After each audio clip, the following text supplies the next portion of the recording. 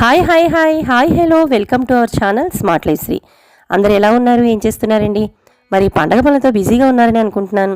అదేనండి, మనందరం తెలుగువారికి కొత్త నూతన సంవత్సరం అయితే ఒక వారం అయితే ఉంది కదండి. మరి ఆ పండగ పనుల్లో బిజీ అయిపోయి ఉంటారు. ఎక్కువగా పండగ పనుల్లో ఇంటిని శుభ్రంగా ఉంచుకోవడం, అదేవిధంగా దేవుని క్లీన్ చేసుకోవడం, ఈ విధంగా ఎక్కువగా అయితే మనకి పనులు అనేవి ఉంటుంటాయి. ఇంకా ఇల్లు అనేది ఎప్పుడు కూడా నేను వ్లాగ్స్లో చూపిస్తూ ఉంటానండి. ఇల్లుని చాలా శుభ్రంగా దుమ్ము లేకుండా ఏ విధంగా క్లీన్ చేసుకోవచ్చు, ఎలా నేను ఇంటిని ఆర్గనైజ్ చేసుకుంటాను, ఇలాంటి వివరాలతో కూడిన వ్లాగ్స్ అన్నీ కూడా చాలా వరకు అప్లోడ్ చేశాను. ఇంకా ముఖ్యంగా నాకైతేనండి, మీ అందరికీ తెలిసిన విషయమే, మా ఇంట్లో ఎంట్రన్స్ మొదలుకుని ప్రతి గదిని కూడా చాలా శుభ్రంగా ఉంచుకోవటం, ఆ శుభ్రం చేసుకునే విధానం కానీ, ఎలా శుభ్రం చేసుకున్నాను, మా ఇల్లు ఇలా అయితే నీట్ చేసుకున్నానండి అని ప్రతిదీ మీతో షేర్ చేసుకోవటం నా వీడియోస్లో అయితే ఉండేవి. కాకపోతే ఇంట్లో ప్రతి గది కూడా మనకి ఎంత ఇంపార్టెంటో, ముఖ్యంగా పండగలనే కాదండి, నార్మల్ డేస్లో కూడా దేవునికంటూ ఒక ప్రత్యేక స్థానాన్ని మన ఇంట్లో ఇస్తాం. కాబట్టి అలాంటి పూజా రూమ్లో మనం పూజ చేసుకునేటప్పుడు ప్రశాంతంగా, విగ్రహాలు అనేవి ఎక్కువగా మనకి ఇత్తడి విగ్రహాలు, వెండి విగ్రహాలు, లేదంటే పూజకు సంబంధించిన ఏ వస్తువులైనా కూడా మనకి ఇత్తడి, వెండి ఎక్కువగా వాడుతూ ఉంటాం, ఎస్పెషల్లీ పూజల్లో. ఈ విధమైన ఇత్తడి సామాన్లు, అందున ముఖ్యంగా దేవుడి సామాన్లు తోమాలి అంటే, అదేనండి, మనం క్లీన్ చేసుకోవాలి అంటే మాత్రం చాలా చాలా చేతుల నొప్పులు, తలకాయ నొప్పి ఎంత ఆలోచనో చేతులు కూడా అంత విధంగానే నొప్పి పెడతాయండి. ఇక్కడ మీరు చూసే ఉంటారు, ప్రతిసారి కూడా నేను మా పూజా రూమ్ని కూడా చూపిస్తూ ఉంటాను. ఇందులో ఆల్మోస్ట్ మీకు పటాలతో పాటు కింద కనబడుతున్న విగ్రహాలన్నీ కూడా ఇత్తడివే. చూడండి, ఇవి శుభ్రం చేసేటప్పుడు, అంటే ఇన్ని ఇత్తడి విగ్రహాలని శుభ్రం చేయాలి అంటే అంత ఆషామాషి విషయం కూడా కాదండి. ఇంకా కనిపిస్తున్న ప్రతిదీ కూడా ఆల్మోస్ట్ ఇత్తడిదే మనం దేవుడికి అనేది, అంటే మనం బంగారం, వెండి, ఆ తర్వాత ఇత్తడి ఎక్కువగా అయితే యూస్ చేస్తూ ఉంటాం కదండి. మరి ఇలాంటి దేవుడికి సంబంధించిన ఇత్తడి విగ్రహాలను, అదేంటంటే పూజా సామాగ్రిని తోమాలి అంటే మాత్రం చేతులు పడిపోతూనే ఉంటాయండి. అంటే చేతులు మంటలు పుట్టేంత వరకు కూడా మనకి వస్తుంది, తెలియదండి. మనం ఒక కొద్దిగా ఏదో క్రిస్టల్ సాల్ట్ అని, లేదంటే ఇంత చింతపండు అని అన్ని రకాలు వేసేసి తోమేస్తూ ఉంటాం. ఇక నాకు మా ఇంట్లో దేవుడి గదిని శుభ్రం చేయడం అనేది చాలా ఈజీ అండి. అది ఏంటి అనేది మీతో కూడా షేర్ చేసి ఆ కిటుకుని మీకు కూడా చెప్పాలి. అంటే మీకు ఇందులో అఫ్కోర్స్ ఇందులో ఏముంది తెలుసు మాకు అని మీరు అనుకోవచ్చు. మీరు కామెంట్ రూపంలో రాయొచ్చు, రాసినా రాయకపోయినా మనసులో అనుకున్నా మీకు నాకు తెలిసిన ప్రతి విషయాన్ని మీతో షేర్ చేయడం అనేదే నాకు ఇష్టం. కాబట్టి ఇదిగోండి, మొట్టమొదట మా పూజా రూమ్ అంతటినీ కూడా ఈ విధంగా అయితే తీసి, అందులోనూ మేము మార్బుల్ని అయితే వేయించుకున్నాం. మీకు దీనికి సంబంధించిన వీడియోని కూడా అప్లోడ్ చేశాను. కాబట్టి అంటే మా అందరికీ మార్బుల్ ఉండొచ్చు, ఉండకపోవచ్చండి. మార్బుల్ ఉన్న వాళ్ళు మాత్రం చాలా హ్యాపీ అండి. దేవుడి గదిని శుభ్రం చేసుకోవడం అనేది ఎక్కువగా టైం తీసుకునేది మనం ఆ క్లీనింగ్కే కదా. ఇంకా మాకు ఇలా మార్బుల్ వేయించేసుకోవడం వల్ల నాకు ఈజీ ప్రాసెస్, అంటే దేవుణ్ణి తోముకోవడం అనేది ఎంత ఈజీయో, ఇలా మార్బుల్ని వేయించేసుకోవడం వల్ల ఒక్క క్లాత్ తీసుకుని ఇలా తుడిచేసాం. అందులోనూ ప్రతిరోజు కూడా నేను పైన ఉన్న డస్ట్ అంతా కూడా క్లీన్ చేసేస్తా. నెలకోసారి ఇలాగా మనం దేవుని పటాలు అవి క్లీన్ చేసుకుంటూ ఉంటాం.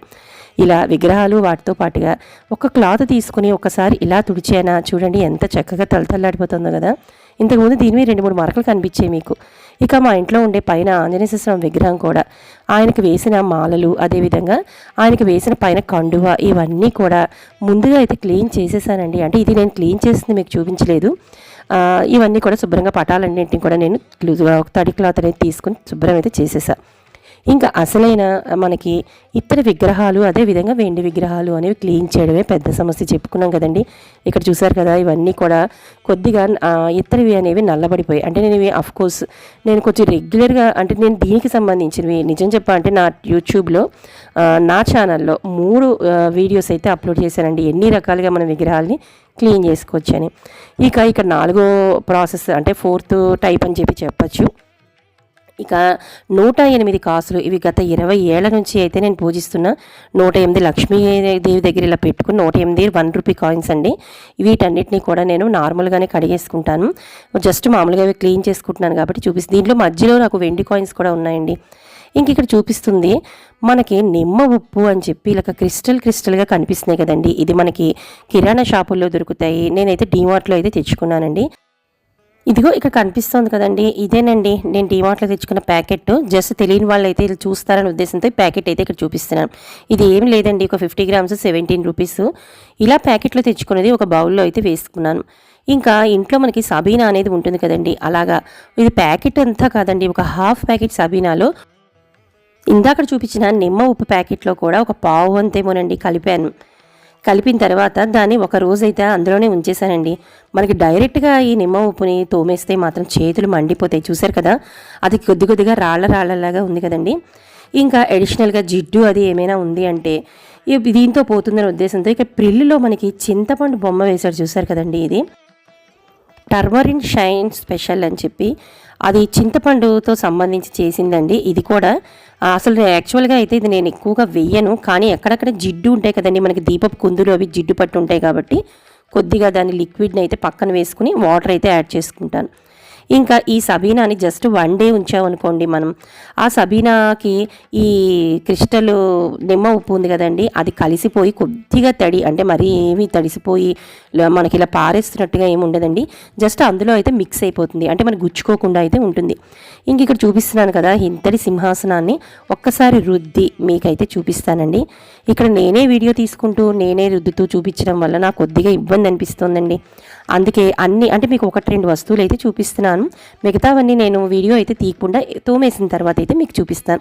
ఇక్కడ చూసారు కదండి మీ కళ్ళ ముందే శుభ్రంగా ఒక్కసారి మనం ఏమి చింతపండని ఉప్పని మళ్ళీ విడిగా వింబార్లని ఇవన్నీ వేసుకోవాల్సిన అవసరం లేకుండా ఒక్కసారి మనం అలాగాని రుద్దామా ఎంత షైనింగ్గా అయితే వచ్చేసాయండి. ఎక్కువ శ్రమ కూడా మనం పడాల్సిన అవసరం లేదు.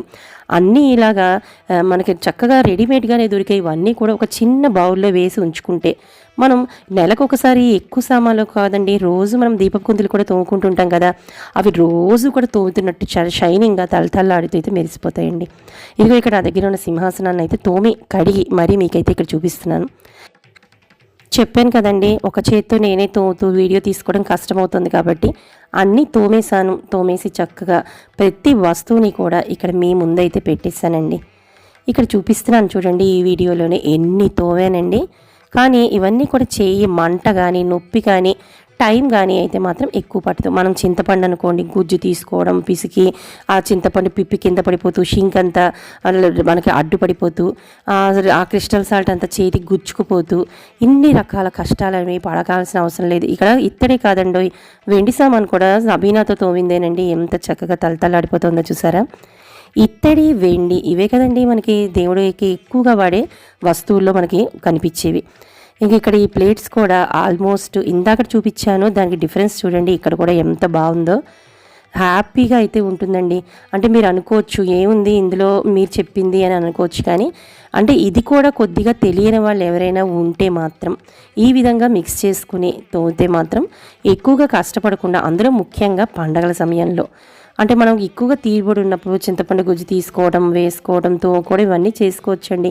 కానీ ఎప్పుడైనా మనకి హడావిడిగా కానీ లేదంటే అయినా ఇందులో హడావిడి కూడా ఏముందండి చూడండి, అలా తోమినా అంతే షైనింగ్గా వస్తాయి. నేను ఇంతకుముందు చెప్పాను కదా 2-3 వీడియోస్ చేశానని, ఆ ప్రాసెస్ కూడా చూడండి. నేను అప్పుడు కూడా చింతపండు కానీ నిమ్మకాయ వేసి ఇవన్నీ కూడా నేను చేసి అది వెనిగర్ అని తర్వాత ఏమో సాల్ట్ ఇవన్నీ వేసి ఆ ప్రాసెస్ వెద్దుగా వేడి నీళ్ళు ఇవన్నీ వేసి అయితే చూపించా. ఆ ప్రాసెస్ కూడా బాగుంటుంది. బట్ ఇంకా ఎర్లీగా మనకి టైం లేదు ఇంకా ఫాస్ట్గా మనకి రోజు కూడా మనం ఉపయోగించుకోవచ్చు. ఒక పండగలనే కాదండి, రోజు కూడా మనం తోముకోవచ్చు. అంటే ఈ విధంగా కొద్దిగా చిన్న డబ్బాలో సబీనా, అదేవిధంగా ఇక్కడ బౌల్స్ చూడండి అబ్బా, ఇవైతే నాకైతే కొత్తగా కొని పండగకి తెచ్చుకున్నానా అని మీరు అడుగుతారేమో అన్నంతగా అనిపిస్తోందండి చూస్తుంటే. నిజంగా కొత్త బౌల్ లాగే ఉందండి. ఇది నేను అమ్మవారి ముందు పసుపు కుంకాలకైతే పెట్టుకుంటాను. ఈ విధంగా ప్రతిదీ కూడా చాలా చక్కగా నీట్గా షైనింగ్గా అయితే అయిపోయాయండి. అసలు కుందులు ఎంత బాగున్నాయండి, కొత్తగా నేను కొని తెచ్చుకున్నానేమో అన్నంతగా నాకే ముద్దొచ్చేస్తాయి నా సామాను. అందుకే అంటే నాకు ఈ ప్రాసెస్ ఇది కూడా అంటే ఇది చెప్పా కదండి, మీ అందరికీ కూడా తెలుసు అని చెప్పి మాత్రం కామెంట్స్ తెలియని వాళ్ళు ఎవరైనా ఉంటే మాత్రం తప్పకుండా ఈ చిన్న టిప్ని యూస్ చేసుకుంటారని నేనైతే ఈ విధంగా నేను చేసుకున్న ఈ పద్ధతి అంతా కూడా మీకైతే అప్లోడ్ చేస్తున్నాను.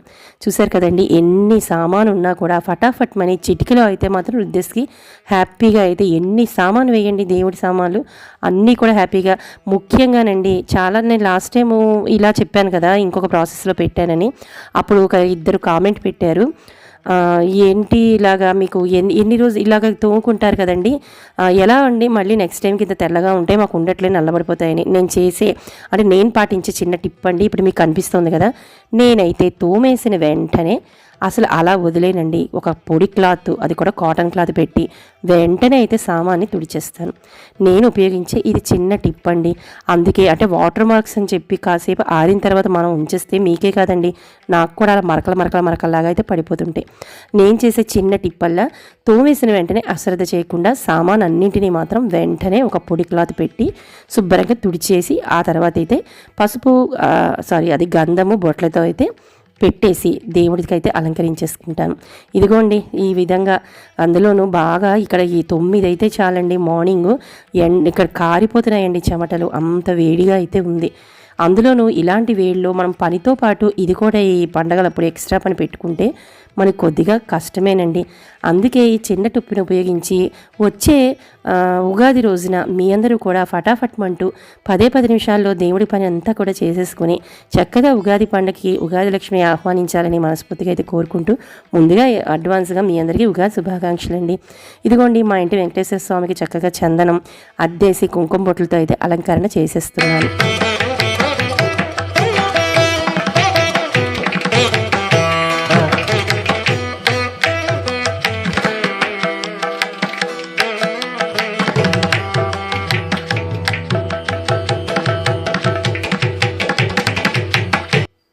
అలాగే నాకెంతో ఇష్టమైన గోమాతకు కూడా చక్కగా అన్ని చోట్ల గంధము పెట్టేశాను. అదేవిధంగా కుంకుమ బొట్లతో చక్కగా అయితే అలంకరణ చేసేసుకుంటున్నానండి. ప్రతిదీ కూడా చాలా శ్రద్ధగా చేసుకోవడం అంటే చాలా ఇష్టం అండి.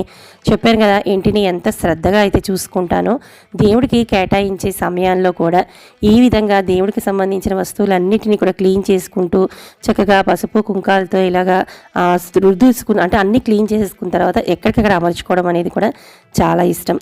కానీ ఇదేమీ తక్కువ ప్రాసెస్ ఏం కాదండి, చాలా టైం అయితే పడుతుంది. ఇక మా ఇంటి అన్నపూర్ణాదేవిని ఈ విధంగా కొద్దిగా బియ్యాన్ని అయితే వేసి ఆవిడ్నికి చక్కగా కూర్చోబెట్టి ఇక ప్రతి ఇంట్లో అంటే దేవుడికి ఉపయోగించే ప్రతిదీ కూడా ఈ విధంగా గంధం కుంకుమ బొట్లతో అలంకరణ అయితే చేసేసుకున్నాను.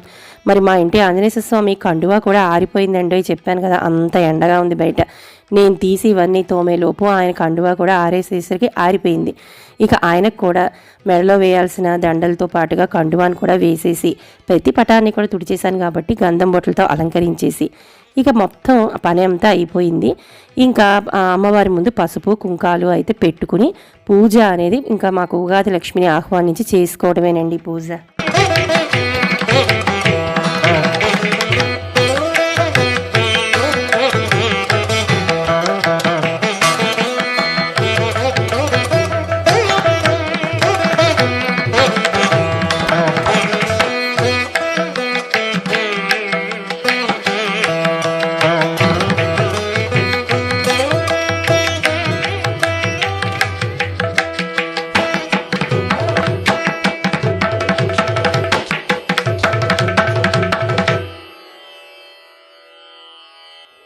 మరి ఎలా ఉందండి, మీరందరూ చూస్తున్నారు కదా మొట్టమొదటి నుంచి. మరి కామెంట్లో రాయడం మాత్రం మర్చిపోతున్నారండి. కామెంట్ చేసి అదేవిధంగా ఎలా ఉంది పూజారం చూసారా, సర్దేశాను.